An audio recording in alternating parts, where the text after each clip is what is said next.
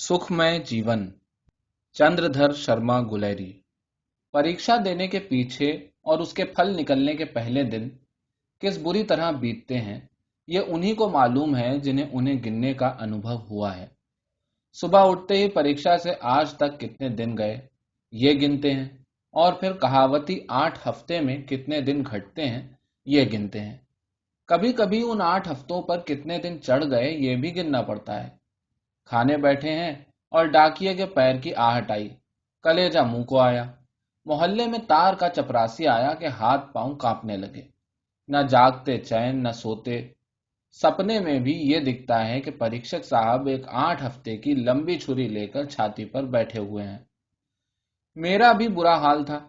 LLB का फल अब की और भी देर से निकलने को था। न मालूम क्या हो गया था, या तो कोई परीक्षक मर गया था या उसको प्लेग हो गया था। उसके पर्चे किसी दूसरे के पास भेजे जाने को थे। बार बार यही सोचता था कि प्रश्न पत्रों की जांच किए पीछे सारे परीक्षकों और रजिस्ट्रारों को भले ही प्लेग हो जाए, अभी तो 2 हफ्ते माफ करें, नहीं तो परीक्षा के पहले ही उन सबको प्लेग क्यों न हो गया। रात भर नींद नहीं आई थी, सिर घूम रहा था। अखबार पढ़ने बैठा कि देखता क्या हूं कि लिनोटाइप की मशीन ने 4-5 पंक्तियां उल्टी छाप दी हैं। बस अब नहीं सहा गया। सोचा कि घर से निकल चलो, बाहर ही कुछ जी बहलेगा। लोहे का घोड़ा उठाया कि चल दिए। 3-4 मील जाने पर शांति मिली। हरे हरे खेतों की हवा, कहीं पर चिड़ियों की चहचह, और कहीं कुओं पर खेतों को सींचते हुए किसानों का सुरीला गाना, कहीं देवदार के पत्तों की सौंधी बास, और कहीं उनमें हवा का सीसी करके बजना। सबने मेरे परीक्षा के भूत की सवारी को हटा लिया। बाइसिकल भी गजब की चीज है, न दाना मांगे न पानी, चलाई जाइए जहां तक पैरों में दम हो। सड़क में कोई था ही नहीं। कहीं कहीं किसानों के लड़के और गांवों के कुत्ते पीछे लग जाते थे। मैंने बाइसिकल को और भी हवा कर दिया। सोचा था कि मेरे घर सीतापुर से 15 मील पर काला नगर है। वहां की मलाई की बर्फ अच्छी होती है, और वहीं मेरे एक मित्र रहते हैं। वे कुछ सन की हैं। कहते हैं कि जिसे पहले देख लेंगे उससे विवाह करेंगे। उनसे कोई विवाह की चर्चा करता है तो अपने सिद्धांत के मंडल का व्याख्यान देने लग जाते हैं। चलो, उन्हीं से सिर खाली करें। ख्याल पर ख्याल बंधने लगा। उनके विवाह का इतिहास याद आया। उनके पिता कहते थे कि सेठ गणेश लाल की इकलौती बेटी से अब की छुट्टियों में तुम्हारा ब्याह कर देंगे। पड़ोसी कहते थे कि सेठ जी की लड़की कानी और मोटी है और 8 ही वर्ष की है। पिता कहते थे कि लोग जलकर ऐसी बातें उड़ाते हैं, और लड़की वैसी भी हो तो क्या, सेठ जी के कोई लड़का है नहीं, 20-30 हजार का गहना देंगे। मित्र महाशय मेरे साथ साथ डिबेटिंग क्लबों में बाल विवाह और माता पिता की जबरदस्ती पर इतने व्याख्यान झाड़ चुके थे कि अब मारे लज्जा के साथियों में मुंह नहीं दिखाते थे, क्योंकि पिताजी के सामने ची करने की हिम्मत नहीं थी। व्यक्तिगत विचार से साधारण विचार उठने लगे। हिंदू समाज ही इतना सड़ा हुआ है कि हमारे उच्च विचार चल नहीं सकते। अकेला चना भार नहीं फोड़ सकता। हमारे सद विचार एक तरह के पशु हैं, जिनकी बलि माता पिता की जिद और हट की वेदी पर चढ़ाई जाती है। भारत का उद्धार तब तक नहीं हो सकता। फिस, एकदम अर्श से फर्श पर गिर पड़े। बाइसिकल की फूंक निकल गई। कभी गाड़ी नाव पर, कभी नाव गाड़ी पर। पंप साथ नहीं थी, और नीचे देखा तो जान पड़ा कि गांव के लड़कों ने सड़क पर ही कांटों की बाड़ लगाई है। उन्हें भी 2 गालियां दी, पर उससे तो पंक्चर सुधरा नहीं। कहां तो भारत का उद्धार हो रहा था, और कहां अब काला नगर तक इस चरखे को खींच ले जाने की आपत्ति से कोई निस्तार नहीं दिखता। पास के मील के पत्थर पर देखा कि काला नगर यहां से 7 मील है। दूसरे पत्थर के आते आते मैं बेदम हो लिया था।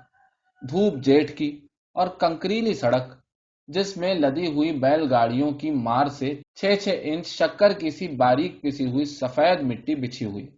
काले पेटेंट लेदर के जूतों पर 1-1 इंच सफेद पॉलिश चढ़ गई। लाल मुंह को पोंछते पोंछते रूमाल भीग गया, और मेरा सारा आकार सभ्य विद्वान का सा नहीं, वरन सड़क कूटने वाले मजदूर का सा हो गया। सवारियों के हम लोग इतने गुलाम हो गए हैं कि 2-3 मील चलते ही छठी का दूध याद आने लगता है।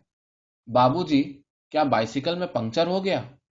एक तो चश्मा, उस पर रेत की तह जमी हुई, उस पर ललाट से टपकते हुए पसीने की बूंदें, गर्मी की चिढ़ और काली रात सी लंबी सड़क। मैंने देखा ही नहीं था कि दोनों ओर क्या है। ये शब्द सुनते ही सर उठाया तो देखा कि एक 16-17 वर्ष की कन्या सड़क के किनारे खड़ी है। हाँ, हवा निकल गई है और पंक्चर भी हो गया है। पंप मेरे पास है नहीं। काला नगर बहुत दूर तो है नहीं, अभी जा पहुंचता हूं। अंत का वाक्य मैंने केवल ऐंठ दिखाने के लिए कहा था। मेरा जी जानता था कि 5 मील 500 मील कैसे दिख रहे थे। इस सूरत से तो आप काला नगर क्या कलकत्ते पहुंच जाएंगे। जरा भीतर चलिए, कुछ जल पीजिए।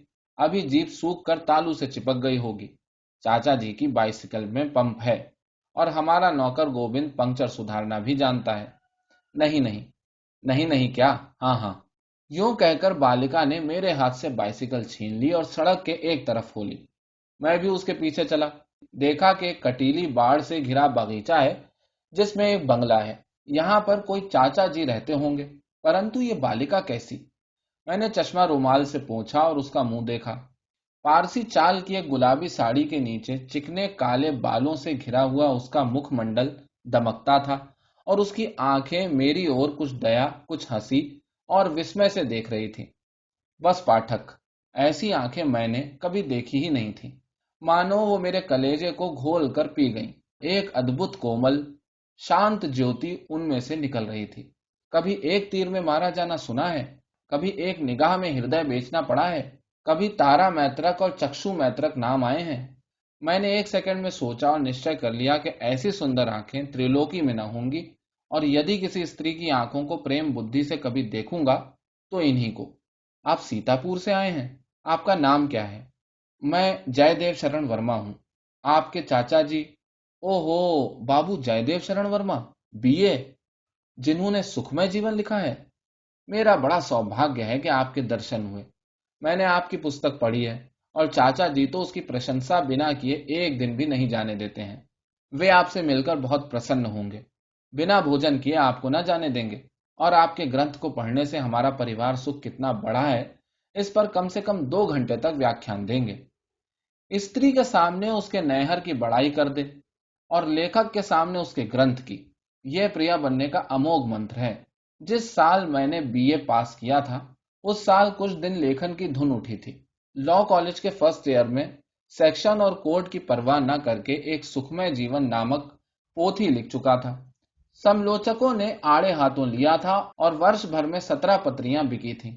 आज मेरी कदर हुई कि कोई उसका सराहने वाला तो मिला। इतने में हम लोग बरामदे में पहुंचे, जहां पर कंटोप पहने, पंजाबी ढंग की दाढ़ी रखे एक अधेड़ महाशय कुर्सी पर बैठे पुस्तक पढ़ रहे थे। बालिका बोली, चाचा जी, आज आपके बाबू जयदेव शरण वर्मा बीए को साथ लाई हूं। इनकी बाइसिकल बेकाम हो गई है। अपने प्रिय ग्रंथकार से मिलाने के लिए कमला को धन्यवाद मत दीजिए, दीजिए उनके पंप भूलाने को। वृद्ध ने जल्दी से चश्मा उतारा और दोनों हाथ बढ़ाकर मुझसे मिलने के लिए पैर बढ़ाए। कमला, जरा अपनी माता को बुला ला। आइए बाबू साहब, आइए। मुझे आपसे मिलने की बड़ी उत्कंठा थी। मैं गुलाब राय वर्मा हूँ। पहले कमसेरियट में हेड क्लर्क था। अब पेंशन लेकर इस एकक स्थान में रहता हूँ। 2 गौ रखता हूँ और कमला तथा उसके भाई प्रबोध को पढ़ाता हूँ। मैं ब्रह्म समाजी हूँ। मेरे यहाँ पर्दा नहीं है। कमला ने हिंदी मिडिल पास कर लिया है। हमारा समय शास्त्रों को पढ़ने में बीतता है। मेरी धर्म पत्नी भोजन बनाती और कपड़े सी लेती है। मैं उपनिषद और योग वासिष्ठ का तर्जुमा पढ़ा करता हूँ। स्कूल में लड़के बिगड़ जाते हैं, प्रबोध को इसलिए घर पढ़ाता हूँ। इतना परिचय दे चुकने पर वृद्ध ने श्वास लिया। मुझे इतना ज्ञान हुआ कि कमला के पिता मेरी जाति के ही हैं। जो कुछ उन्होंने कहा था उसकी ओर मेरे कान नहीं थे। मेरे कान उधर थे जिधर से माता जी को लेकर कमला आ रही थी। आपका ग्रंथ बड़ा ही अपूर्व है। दाम्पत्य सुख चाहने वालों के लिए लाख रुपए से भी अनमोल है। धन्य है आपको। स्त्री को कैसे प्रसन्न रखना है, घर में कलह कैसे नहीं होने देना, बाल बच्चों को क्यों कर सच्चरित्र बनाना, इन सब बातों में आपके उपदेश पर चलने वाला पृथ्वी पर ही स्वर्ग सुख भोग सकता है।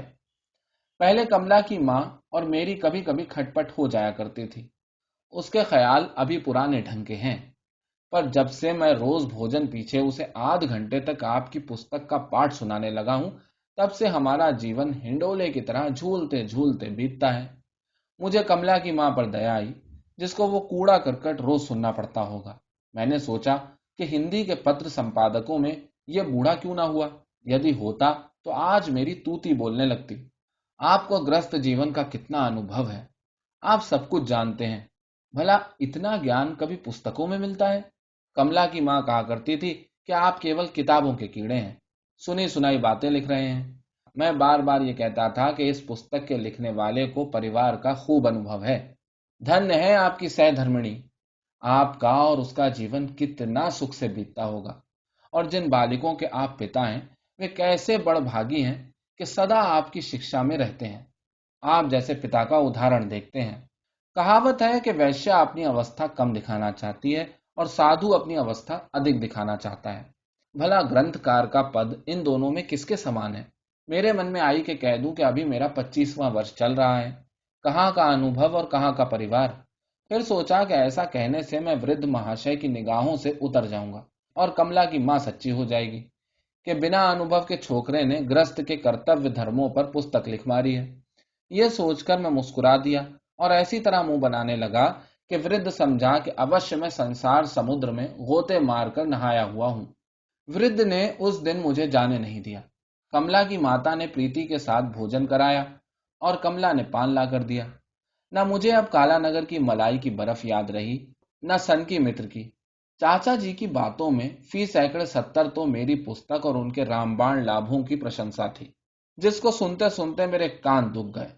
फी सेकंड 25 वो मेरी प्रशंसा और मेरे पति जीवन और पितृ जीवन की महिमा गा रहे थे। काम की बात 20वां हिस्सा थी, जिससे मालूम पड़ा कि अभी कमला का विवाह नहीं हुआ। उसे अपनी फूलों की क्यारी को संभालने का बड़ा प्रेम है। सखी के नाम से महिला मनोहर मासिक पत्र में लेख भी दिया करती है। सायंकाल को मैं बागीचे में टहलने निकला। देखता क्या हूं कि एक कोने में केले के झाड़ों के नीचे मोती और रजनीगंधा की क्यारियां हैं और कमला उनमें पानी दे रही है। मैंने सोचा कि यही सही समय है, आज मरना है या जीना है। उसको देखते ही मेरे हृदय में प्रेम की अग्नि जल उठी थी और दिन भर वहां रहने से वो धधकने लग गई थी। दो ही पहर में बालक से युवा हो गया था। अंग्रेजी महाकाव्यों में, प्रेम में उपन्यासों में और कोर्स के संस्कृत नाटकों में जहां जहां प्रेमिका प्रेमिक की वार्तालाप पढ़ी थी, वहां वहां का दृश्य स्मरण करके वहां वहां के वाक्यों को गोख रहा था। पर यह निश्चय नहीं कर सका कि इतने थोड़े परिचय पर भी बात कैसे करनी चाहिए। अंत में अंग्रेजी पढ़ने वाले की धृष्टता ने आर्य कुमार की शालीनता पर विजय पाई और चपलता कहिए, बेसमझी कहिए, ढीठपन कहिए, पागलपन कहिए, मैंने दौड़कर कमला का हाथ पकड़ लिया। उसके चेहरे पर सुर्खी दौड़ गई और डोलची उसके हाथ से गिर पड़ी। मैं उसके कान में कहने लगा, आपसे एक बात कहनी है। क्या? कहने की कौन सी बात है? जब से आपको देखा है तब से। बस चुप करो। ऐसी धृष्टता? अब मेरा वचन प्रवाह उमड़ चुका था। मैं स्वयं नहीं जानता था कि मैं क्या कर रहा हूं, पर लगा बकने, प्यारी कमला, तुम मुझे प्राणों से बढ़कर हो। प्यारी कमला, मुझे अपना भ्रमर बनने दो। मेरा जीवन तुम्हारे बिना मरुस्थल है, उसमें मंदाकिनी बनकर बहो। मेरे जलते हुए हृदय में अमृत की पट्टी बन जाओ। जब से तुम्हें देखा है, मेरा मन मेरे अधीन नहीं है। मैं तब तक शांति न पाऊंगा जब तक तुम। कमला जोर से चीख उठी और बोली, आपको ऐसी बातें कहते लज्जा नहीं आती? धिक्कार है आपकी शिक्षा को और धिक्कार है आपकी विद्या को। इसी को आपने सभ्यता मान रखा है कि अपरिचित कुमारी से एकांत ढूंढकर ऐसा घृणित प्रस्ताव करें? तुम्हारा यह साहस कैसे हो गया? तुमने मुझे क्या समझ रखा है? सुखमय जीवन का लेखक और ऐसा घृणित चरित्र? चिल्लू भर पानी में डूब मरो, अपना काला मुंह मत दिखाओ। अभी चाचा जी को बुलाती हूँ। मैं सुनता जा रहा था। क्या मैं स्वप्न देख रहा हूँ? यह अग्नि वर्षा मेरे किस अपराध पर? तो भी मैंने हाथ नहीं छोड़ा। कहने लगा, सुनो कमला, यदि तुम्हारी कृपा हो जाए तो सुखमय जीवन। देखा तेरा सुखमय जीवन, आस्तीन के सांप, पापात्मा। मैंने साहित्य सेवा जानकर और ऐसे उच्च विचारों का लेखक समझकर तुझे अपने घर में घुसने दिया और तेरा विश्वास और सत्कार किया था। प्रच्छन्न पापिन, वगदाम्भिक, बिड़ाल व्रतिक, मैंने तेरी सारी बातें सुन ली हैं। चाचा जी आकर लाल लाल आंखें दिखाते हुए, क्रोध से कांपते हुए कहने लगे, शैतान, तुझे यहां आकर माया जाल फैलाने का स्थान मिला? उफ, मैं तेरी पुस्तक से छला गया। पवित्र जीवन की प्रशंसा में फार्मों के फार्म काले करने वाले, तेरा ऐसा हृदय, कपटी, विष के घड़े। उनका धारा प्रवाह बंद ही नहीं होता था। पर कमला की गालियां और थीं और चाचा जी की और। मैंने भी गुस्से में आकर कहा, बाबू साहब जबान संभाल कर बोलिए। आपने अपनी कन्या को शिक्षा दी है और सभ्यता सिखाई है। मैंने भी शिक्षा पाई है और कुछ सभ्यता सीखी है। आप धर्म सुधारक हैं। यदि मैं उसके गुण रूपों पर आसक्त हो गया तो अपना पवित्र प्रणय उसे क्यों न बताऊं। पुराने ढर्रे के पिता दुराग्रही होते सुने गए हैं। आपने क्यों सुधार का नाम लजाया है? तुम सुधार का नाम मत लो।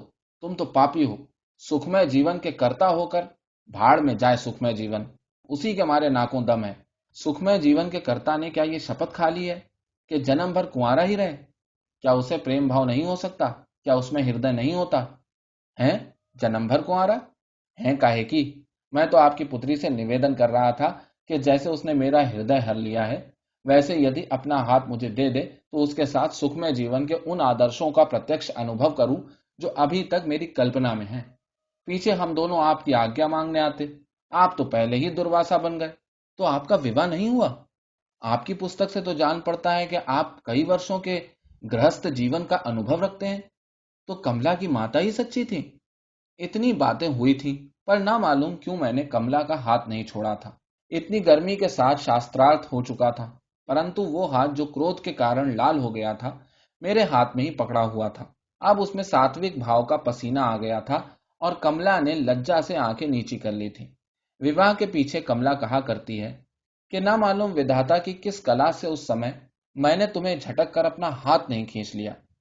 मैंने कमला के दोनों हाथ खींचकर अपने हाथों के संपुट में ले लिए और उसने उन्हें हटाया नहीं, और इस तरह चारों हाथ जोड़कर वृद्ध से कहा, चाचा जी, उस निकम्मी पोथी का नाम मत लीजिए।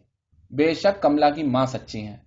पुरुषों की अपेक्षा स्त्रियां अधिक पहचान सकती हैं कि कौन अनुभव की बातें कर रहा है और कौन हाँक रहा है। आपकी आज्ञा हो तो कमला और मैं दोनों सच्चे सुखमय जीवन का आरंभ करें। 10 वर्ष पीछे मैं जो पोथी लिखूंगा उसमें किताबी बातें न होंगी, केवल अनुभव की बातें होंगी। वृद्ध ने जेब से रुमाल निकालकर चश्मा पोंछा और अपनी आंखें पोंछी। आंखों पर कमला की माता के विजय होने के शोभ के आंसू थे या घर बैठी पुत्री के योग्य पात्र मिलने के हर्ष के आंसू, राम जाने। उन्होंने मुस्कुराकर कमला से कहा, दोनों मेरे पीछे पीछे चले आओ।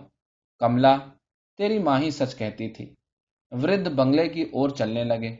उनकी पीठ फिरते ही कमला ने आंखें मूंद कर मेरे कंधे पर सिर रख दिया।